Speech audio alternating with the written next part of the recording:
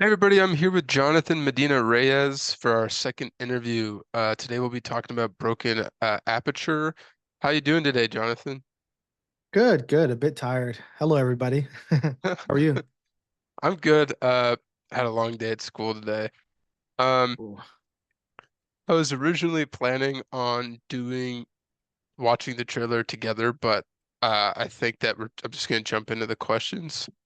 Okay. Is that all right with you? All right, awesome. So, how long have you and the team been working on Broken Aperture? Is that Aperture, not Aperture, Uh, Aperture?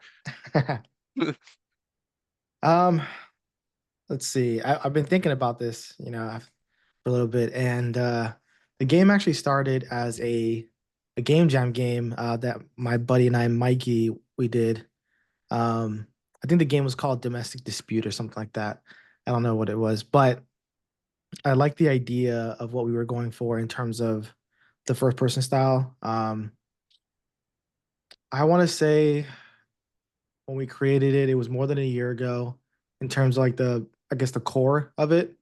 Hmm. And it didn't really turn into it's in broken aperture until I want to say midway around summer last year, I think. Um, and then we started revving up and getting team members and stuff. So I want to say about a year, maybe. So around a year. All right. Yeah. Um, the game, based on the YouTube description that I read, is described as a serene yet poignant narrative-driven experience. Um, what could people, based on that description, what else can you pr really kind of say about the game or that Let's description? let's see. The game itself, it deals a lot with emotion, and we want people to feel a certain way while playing. Let's see, what else can I say? Um, yeah, I mean the game's like your I wouldn't say like typical, but what's that game called? It's like those walking some of those walking simulators like Dear Esther, Gone Home and stuff. But with this time around, we wanted to tell a story of something that isn't really talked about as much. But we want to go into the feeling side of it, to have the player feel a certain way during going through these actions and stuff. Cool. Um, you talked a bit about the emotion. Also, the game is on the YouTube again. The game is described or said to have themes of love, loss, and reflection. How did you guys kind of go about not creating, but putting that into the atmosphere of the game, or what made you guys explore those themes in particular? Okay. Well, what we were thinking at the time when the team was a whole lot smaller, well, everyone goes through something, and we wanted to put a little bit of each other into the game, in terms of like I guess some things that we went through, because the game can really connect with it if it actually has like I wouldn't say like a real feeling behind it, but like for those who've experienced certain things, they will be able to relate to it. Okay. So we did want to go with like a more like a fantasy route at first, but again, we just wanted to make sure that the person felt connected with the character and the story. I guess those are emotions that a lot of people will have experienced in at least their adult life. So you said yourself that like the gameplay is kind of like a walking simulator, and the description on the YouTube trailer kind of mentions that the game will have a lot of puzzles. How are you guys tying in the puzzles, or did it how did you go about tying the puzzles into the narrative, or kind of intertwining them, or just I guess making them bounce off of one another?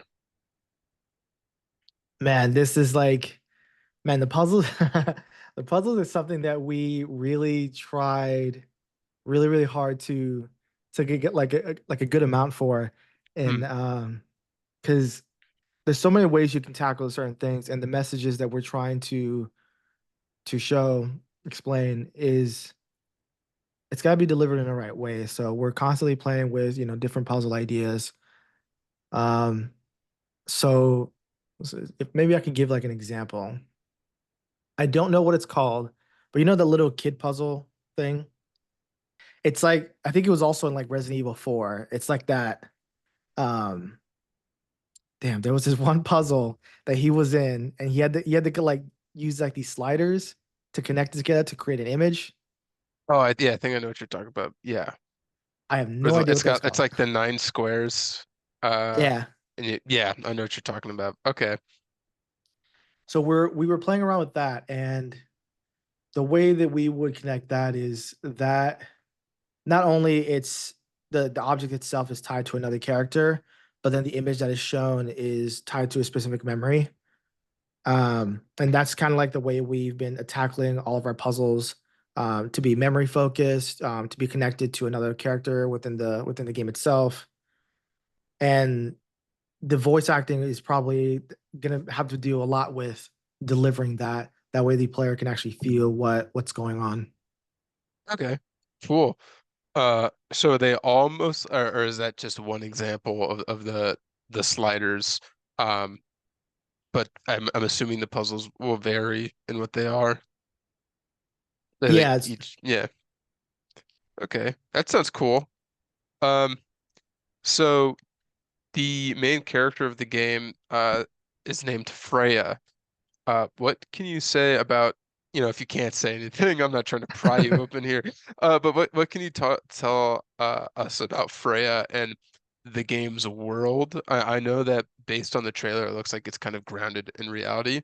But what's what can somebody expect, I guess, about Freya or her mindset when they're starting up the game for the first time? it could kind of feel like a normal, like you said, grounded experience at first.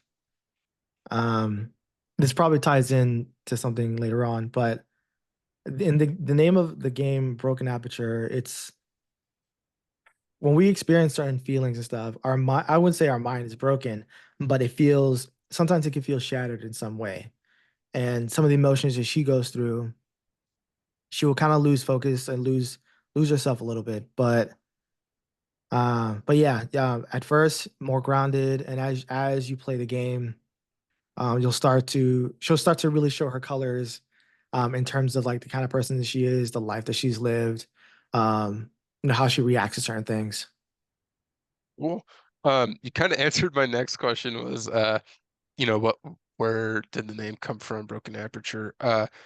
It sounds like based on what you've described and the name as well, that sounds like Freya, might have gone through something traumatic or have dealt with some pretty uh odd experiences. So I'm kind of looking forward to it. But I mean, you've pretty much tackled everything really fast. Do you have anything else you'd like to add about the game, or what people can expect, or just how you and your team are feeling about it, or anything like that?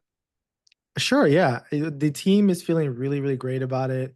Man, we were just like, what's the saying say? Like over the moon once Yeah. we released that trailer, that teaser trailer, because so much hard work was put into it. We're really proud of what we've done so far, and we can't wait to show everyone like the gameplay aspect of it, and then hopefully at some point, next year, go to like full release and stuff. Um, yeah, we're just really, really excited to get this finished. That way, everyone can experience it. Cool. I was actually surprised because I know that we had talked a bit before you released the trailer. And I was totally expecting it to be for Black Hill, and then you released it, and I was like, oh, it was still cool nonetheless. But no, it's awesome. Now at this point, usually uh I'll ask somebody what their favorite game is, but since we've already interviewed before, I'm gonna make it slightly different. I'll tweak it a little bit. Mhm. What's your favorite game that you've played this year so far? Ooh, favorite game that I played this year so far. It's kind of hard to pin a particular game because I've been doing more game dev than playing Oh video yeah. games. I know the last time we talked, I think I said Last of Us. Yeah. I Uh, rewatched it, and you mentioned The Last of Us, and you were like, "Yeah, I got God of War and some other stuff. I just keep replaying The Last of Us." yeah. Let's see. My Steam library. What does that look like? So, okay. So I wouldn't say favorite, but can I tie it in? I guess the most recent thing that I've played. Sure, that's fine. So I've been recently diving deep into Metro Exodus. Okay. Um, I wouldn't say I'm not a fan of first person shooters, but that game really, I mean, I played the game before, but I just bought some add-on for it. I think it's called Sam Story, like an expansion or whatever. Mm. But yeah, that's the one I'm playing so far. I'm really enjoying it. It's an interesting story take on within the Metro universe. Cool. I yeah, I'm in the same boat. When the summer rolled around, I was like, I'm gonna play so much stuff. And I think maybe I've beaten like one or two games. And it's really fallen off. But now we're gonna move into those like fun activity questions I do. Um but I've got something brand new that I've made um that you'll be doing. And I think that I did something new with you last time. I think you were the first person I did the 20 questions with. But I don't know what to call this, so I just call it fight draft. That's just what I called Fight it. draft. Fight draft. So basically, I've got a character here. I'm not going to tell you who the character is, but they're Mhm. a villain in video games. Um, and I've got three draft choices for you. And each draft has got a criteria, and you have to draft a character based on that criteria. And then once you finish those three drafts, I'll tell you who the boss is that I've got, and you have to figure out if, or we'll decide together if your team of three characters beats the boss. Does that make sense? A little bit, yeah. Okay.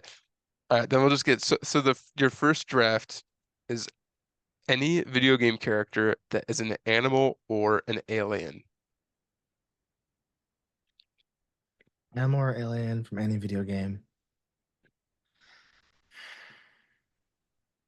I would probably, oh, I mean, it's gonna tie into our last interview, but I would say Ratchet. Ratchet, okay. All right.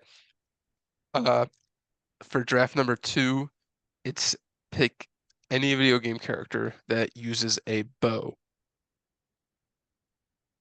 and arrow. Hmm. I would say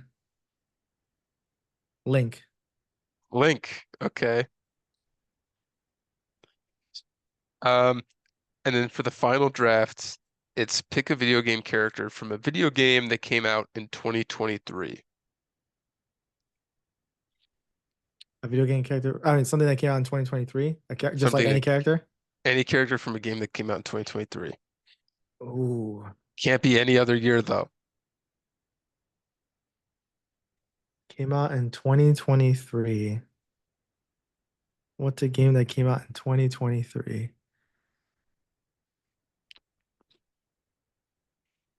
You get I'm some just, you hmm? go ahead. No, I'm trying to figure out when this one game came out. What game is it? No, it's 2 years ago. It was Life is Strange. Oh, yeah.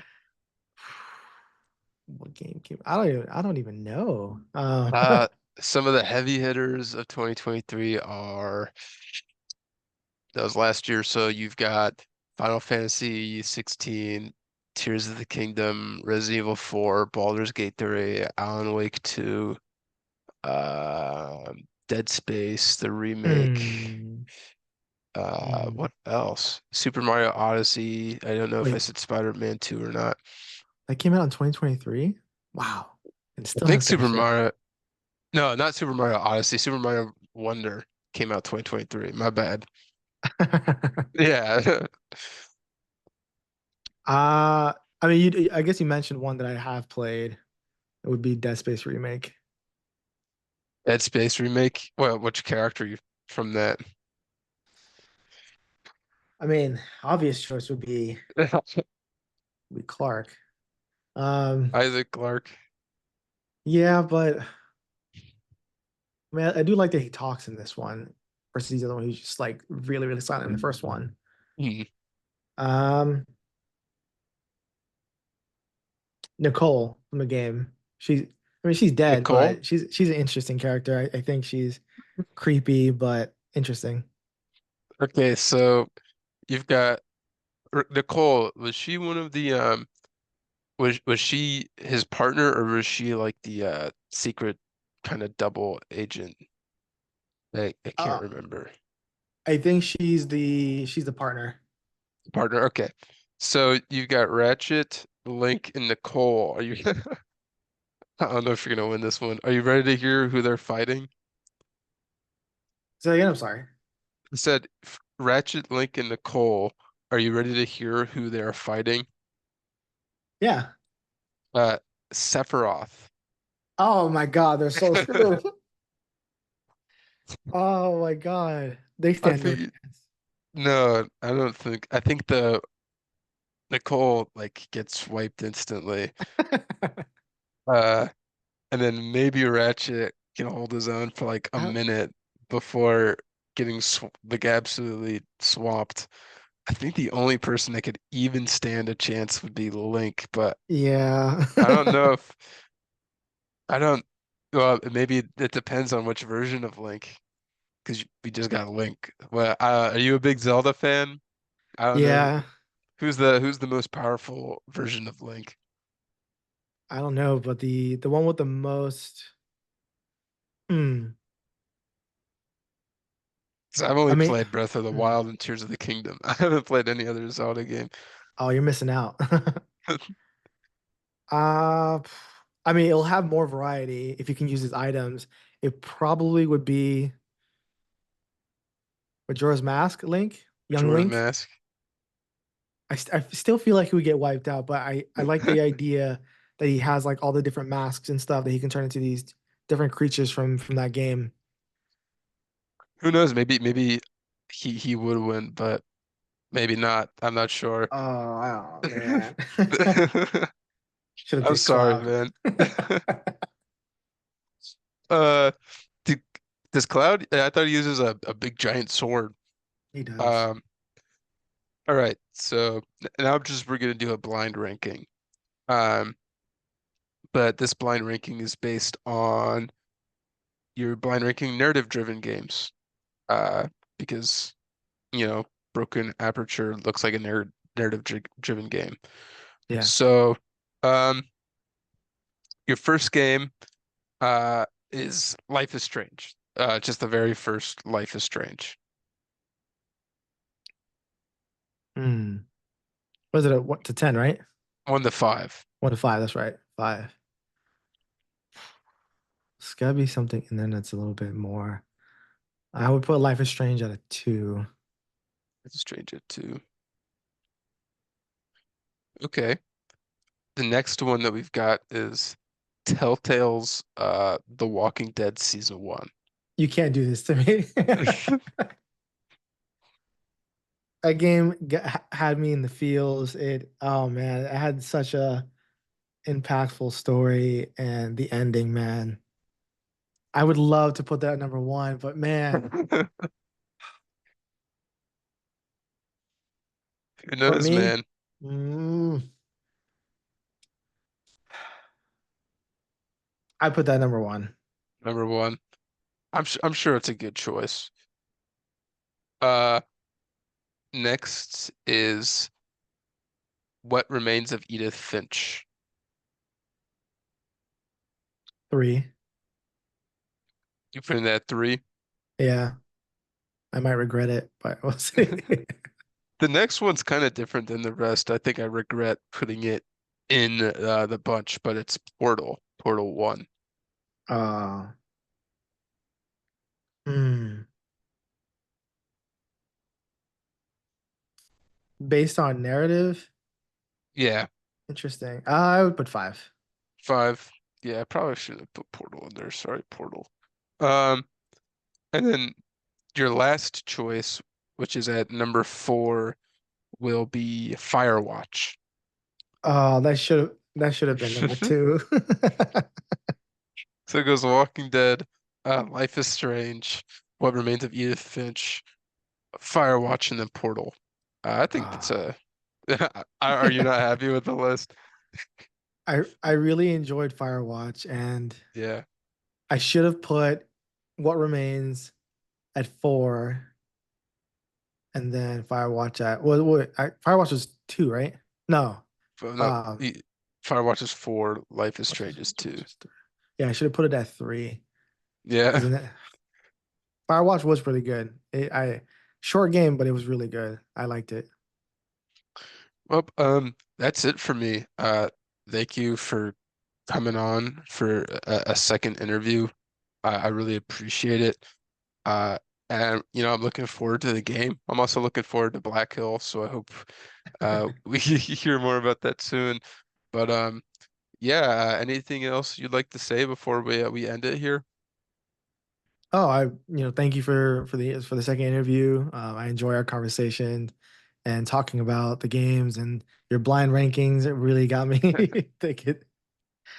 I mean, there's not really too much. Was there anything else that you wanted to ask about? Something Um, that wasn't on the list? it was the trailer's 30 seconds. I was trying to ask about it, but I didn't want to like try or make you feel like I'm trying to get you to shed everything Hmm. about the game.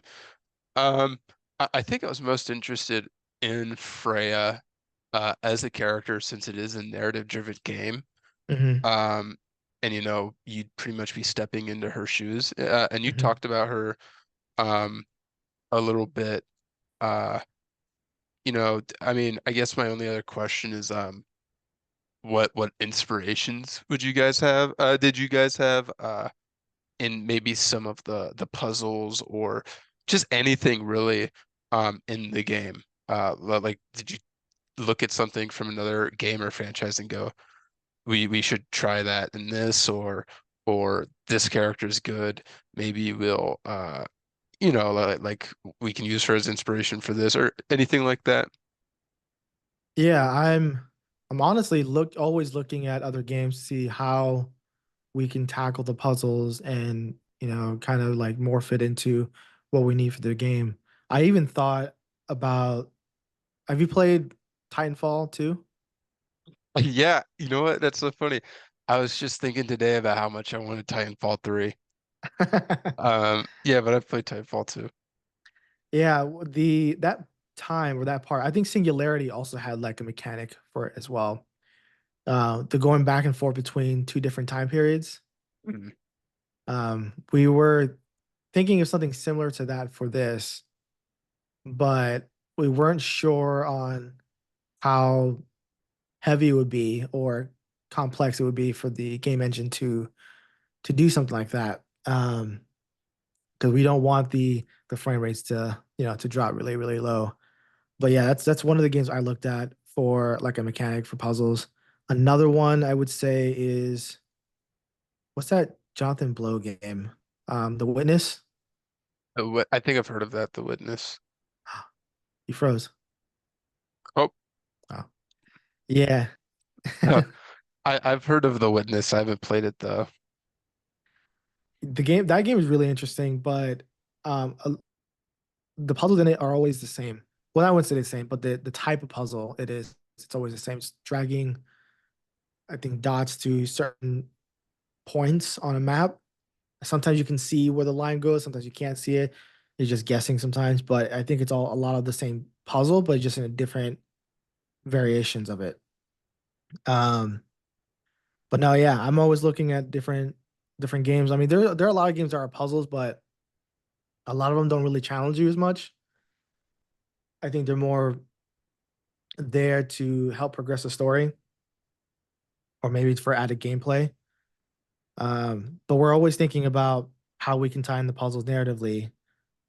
to give it some meaning. Because if we don't want to have to repeat the same thing over and over just for gameplay's sake. We want everything to be connected and have meaning. Not sure how long the game will be, but um, I think one or two playthroughs would be like the max that someone would do in this game. Cool. Have you ever played any of these Silent Hill games? No, I wanted to. Um, they have some of my if you have a moment, you should. I'm no game developer, so don't let me tell you how to make your game. Um, but if you ever get a chance, you should look into the puzzles in those games. They're very intriguing, but they're also very hard sometimes because they're not just like you go somewhere and do a puzzle and then leave. A Hmm. lot of the times the puzzle's like kind of like a mini game, but you solve it through learning or seeing the environment or going through the environment. Hmm. Um and there's a couple that me and my friend, because we played through most of the Silent Hill games together, there was a couple that really stumped us uh in Silent Hill one. In the first Silent Hill, I think it's the first Silent Hill, there's a puzzle where there's a poem, and I think it's kind of like what you were actually talking about with like the nine tiles, or I could be remembering it wrong. Hmm. Um, but instead of like moving them about, you have to like assign each tile a color based on the poem, but each of the Hmm. tiles has like a different picture, if that makes sense. So like one picture is a flower and one's a bird, and based on the poem, you have to assign each tile a color. And it's something like that. And sometimes they're really, really hard, the puzzles. There's one with a piano where you have to play a piano in a certain way based on like lyrics to a song. Hmm. Um, and I remember like there's some puzzles where you can just sit there for like an hour, just like trying to figure it out. Um, but yeah, that's what comes to mind when I think of puzzles, which is funny because the Silent Hill franchise isn't really known for, I mean, it could be with other people, but I don't think people think puzzles when they think Silent Hill, or they think, um, yeah. But those are some of my favorite puzzles in video games. Definitely give those Okay. a look at if you could. Um, Yeah, was and that one then in Layers of Fear? I was, Sorry. that's what it was like in Layers of Fear. Well, I was thinking that, another game that I mean that's like scary. And sorry for interrupting you. No, you're good. Um, I guess a good one would be Layers of Fear. It has a lot of different mind-bending puzzles, I think. Mm. Uh, Did did Bloober Team do Layers of Fear? there is one, I think, for Layers of Fear, but I don't know. Maybe that's a remake that's coming out. Mm. Let me I don't look it know. up. Layers of Fear. Because I think they did do Layers of Fear They Bloober did. Team, which is really funny because they're doing the remake for Silent Hill too. Um, uh, Oh, that but that Titanfall mechanic reminds me of because I know exactly what you're talking about because I played Titanfall too. Have you played Ratchet and Clank Rift Apart? I have. I have. You're probably gonna hate me for this, but I've gotten to I think the ending, and I just stopped. It's not like you looked at me and you were like, ah, I hate this game, or this game sucks or something. Um, but it's kind of different, but it's still like, for some reason in my head they're kind of like attached to each other. The mechanic where you're going between like the tethers Hmm. from dimension to dimension, that kind of reminds me of the Titanfall mechanic. Yeah, that's really Um, cool. that's cool. Are you guys planning on just doing like one and done with this, or are you planning on like making a sequel, or is that like just too far ahead? I wouldn't say it's too far ahead. I have thought about a sequel to this, surrounding a different character, Oh, um, interesting. but in third person. Um, but I don't know because we we've been thinking a lot, and what we may focus on. I guess you call them micro games, but games with a shorter development timeline. Hmm. So, like one idea I could say, because I don't think this is really like a secret or anything's gonna be a secret. I thought about creating a game about like a one-wheeled robot kind of thing, and taking inspiration from like the very early Ratchet and Clank games to create a small experience about this little robot who's trying to reactivate this assembly facility and has like 5 levels to it or whatever.